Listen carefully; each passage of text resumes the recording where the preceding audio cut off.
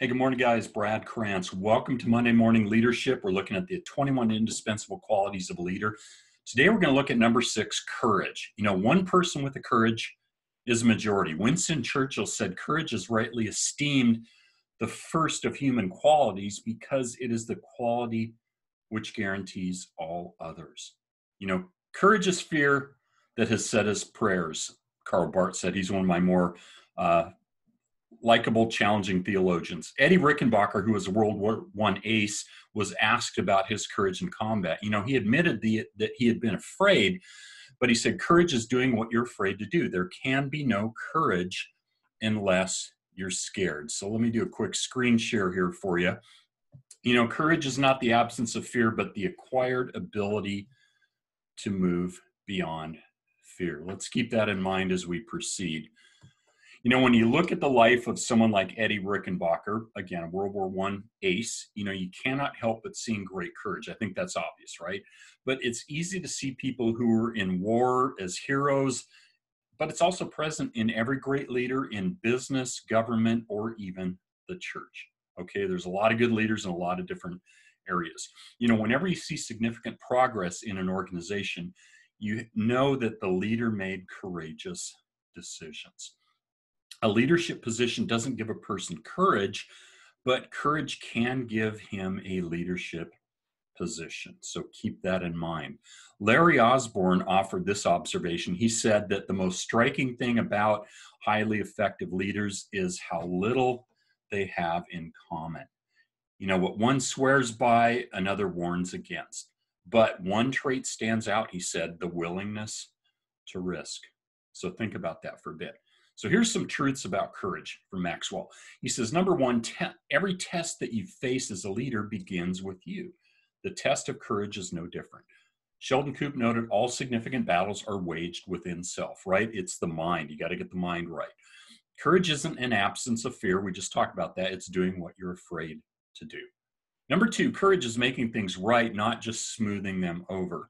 Okay, Martin Luther King Jr. declared, he goes, the ultimate measure of a man is not where he stands in moments of comfort and convenience, but where he stands at times of challenge and controversy. And I agree, and King was certainly someone who spoke from his experience. Go read his letters from a Birmingham jail. Courage deals with principle, not perception. We want to be clear on that.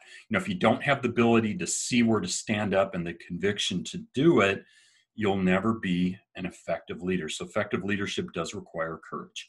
And then number three, courage in a leader inspires commitment from followers. Okay. I think that's what we're after. Courage is contagious, Billy Graham said, because when a brave man takes stand, the spines of others are stiffened. And isn't that true? Think about that.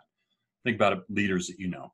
A show of courage by any person encourages others, but a show of courage by a leader, get this, inspires. It makes people want to follow. And again, if a leader should have followers, if you're not, as Maxwell said, you're just taking a long walk. Number four, your life expands in proportion to your courage. Now, that's not something we hear too often, is it? Fear limits a leader, okay?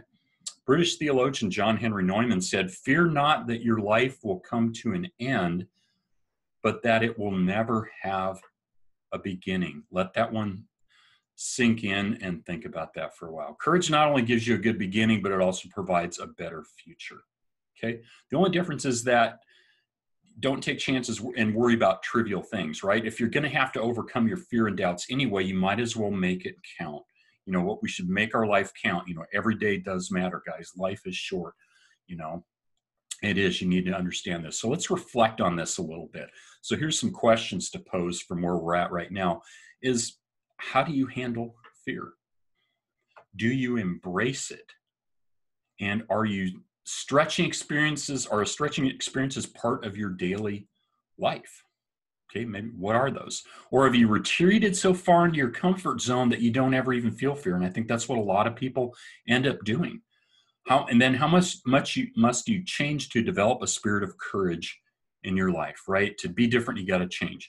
So to improve your courage, here's some suggestions that he says. One is face the music. Go out and do something stretching simply for the sake of growing in courage. That could be a number of things. Skydive, speaking in front of an audience. Go whitewater rafting, rock climb, something like that, okay?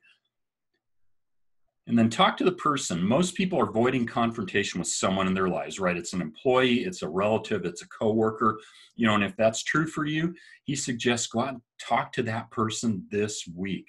Don't dump on them or abuse them, but speak the truth in love. Basically, get over that fear of confrontation, right, guys? That's something I don't like to do. I don't know a lot of people that do, but do it.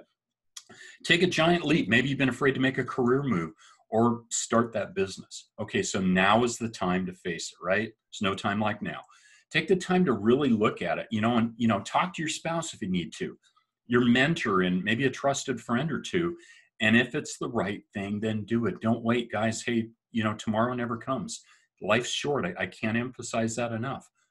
But thanks for joining me today, guys. I'd love to hear from you. I hope you received some value from this topic, or that it caused you to pause and think a bit. If it did, please hit the subscribe button.